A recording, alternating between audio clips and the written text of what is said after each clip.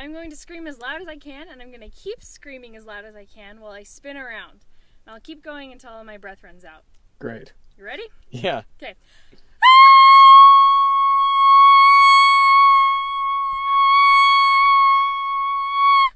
That was outstanding. Thank you. Thank you. The quietest place on Earth is apparently an anechoic chamber in Minneapolis. Now I'm here at BYU at their anechoic chamber. Anechoic is Latin, it basically means no echo. And the way they achieve no echo is through all of these foam wedges which are put on the walls and even the floor. You can see that I'm actually on a spring floor, and down below me there are all of these wedges. Now you may want to use headphones while you're listening to this video because that's going to be quite important. Low frequency sound will come in and by the shape of it bounce and just keep bouncing pretty much forever until it just gets lost in the wall. And then high frequencies are more so going to get absorbed into the foam itself. You can hear how the room deadens echoes by clapping constantly while closing the doors.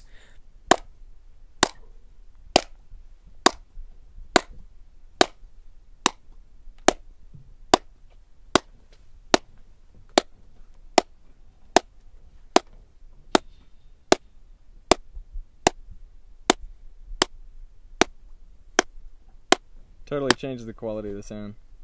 Definitely. There are reports that it's impossible to stay in one of these rooms and remain sane for a significant period of time. The record is apparently 45 minutes. I felt a little claustrophobic. It felt like there's a lot of pressure on my head. But why would that be? I mean, the air is no different in here. What I figured is just because when you listen in a normal room, there's a lot of reverb. To your ear, that means there's a lot of space, but there's none of that in here, so it feels claustrophobic. It feels like you're in a tiny room, like you could be in a coffin. Maybe, yeah.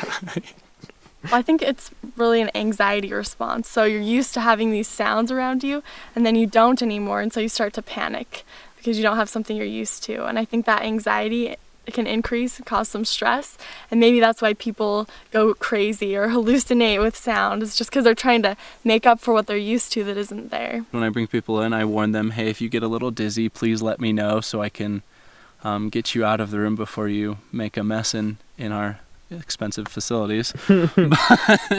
First you'll hear any rustle of your clothing. So you move an inch and you'll hear it. Then you'll hear any fluids that are in your mouth or your throat. You'll hear them all moving around every time you move your mouth. And the longer you stay in there, the more you hear. So you start to hear the blood flow through your brain. Have you heard it? Mm-hmm. What yeah, it sounds kind of like a ringing or a pulsing. Can you kind of make the sound for us so that we know what to listen out for? Of the blood flow? Yeah, it just sounds like a pulsing, like... Some people say they can hear their heartbeat coming from their chest as well. Have you heard that? No. Mm-mm. A violinist placed in one of these rooms was apparently banging on the door within a matter of seconds trying to get out. Now other people say it's impossible to stand up because you become so disoriented, dizzy, nauseous, and some people even hear oral hallucinations. But to me it doesn't sound right. You know, I believe that I should be able to sit in a room with no sound, with the lights off for as long as I like. And so I'm going to put myself to the test by staying in this room for as long as I can. Have fun in silence. Thank you.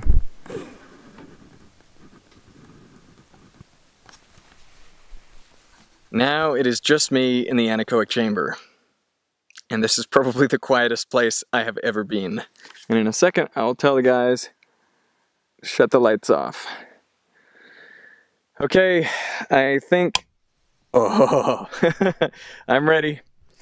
And the lights are off. I'm gonna turn off the camera so I don't have this light, and then there's only the audio recorder that I'll keep with me.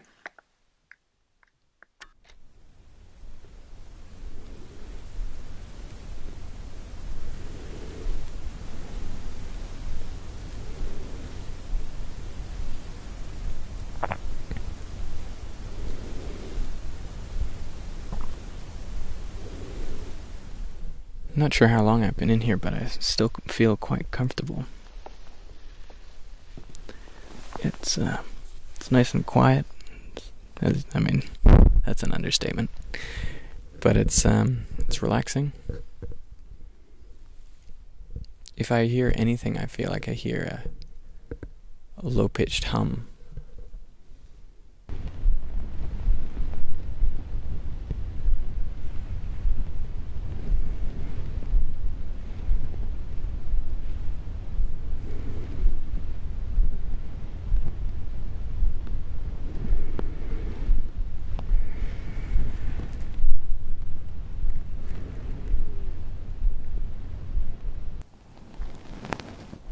If I had to guess about how long I'd been in here, I'd say about 8 minutes.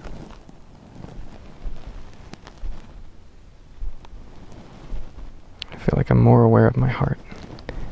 I can feel each pulse, and I can almost feel it radiating up my chest towards my head, like a wave. And in my ears there's the hiss. I think that's just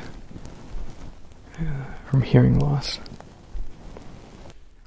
This just reminds me of that Mission Impossible movie where Tom Cruise sneaks into that building and he has to keep his decibel level low.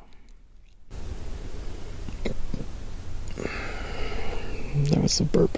I don't know if you could hear that. I can say the really small sounds seem amplified. It's like your brain has recalibrated, so the quiet things seem much louder. I feel like I can feel more things, like with every beat of my heart it feels like my body shakes a little bit.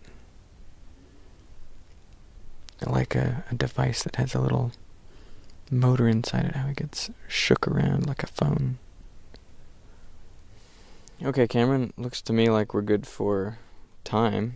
If it looks the same to you, like we're around 46 minutes or over, I'm happy to hop out. So, yeah, when you're ready, you can flick the lights back on if you like. Are you there?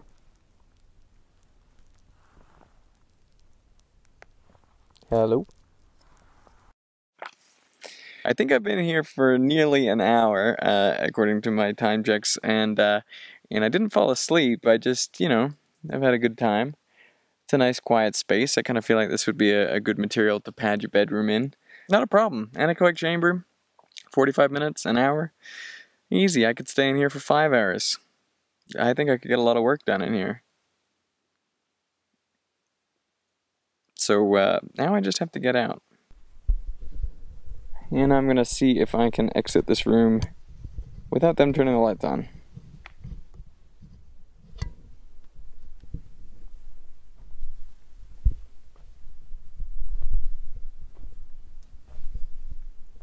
Even the door is nice and quiet. Here we are, back to the outside world.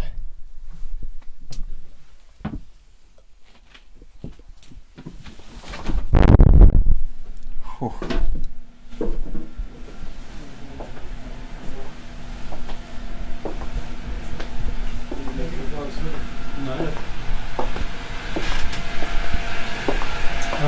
Hello. How you doing? Live? I am.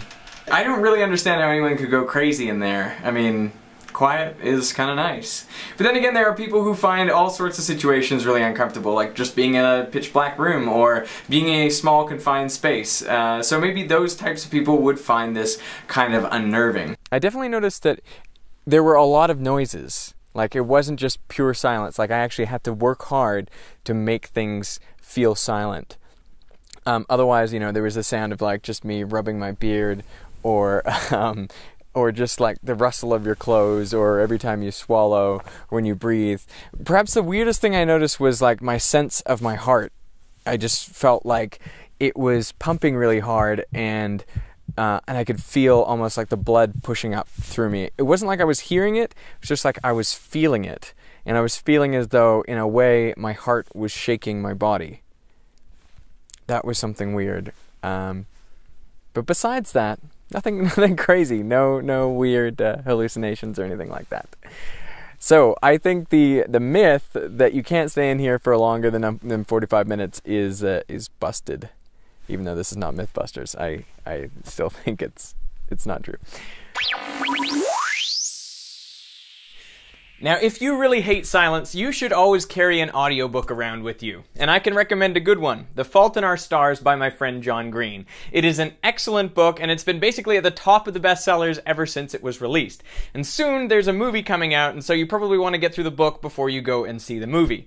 Now, you can download this book for free by going to audible.com/Veritasium, or you can pick any other book of your choosing for a 1-month free trial. Audible is an amazing site with over 150,000 titles in all areas of literature, including fiction, non-fiction, and periodicals. So you should check them out. The link is in the doobly-doo, as John would say. So I'd like to thank Audible for supporting me, and I would like to thank you for watching.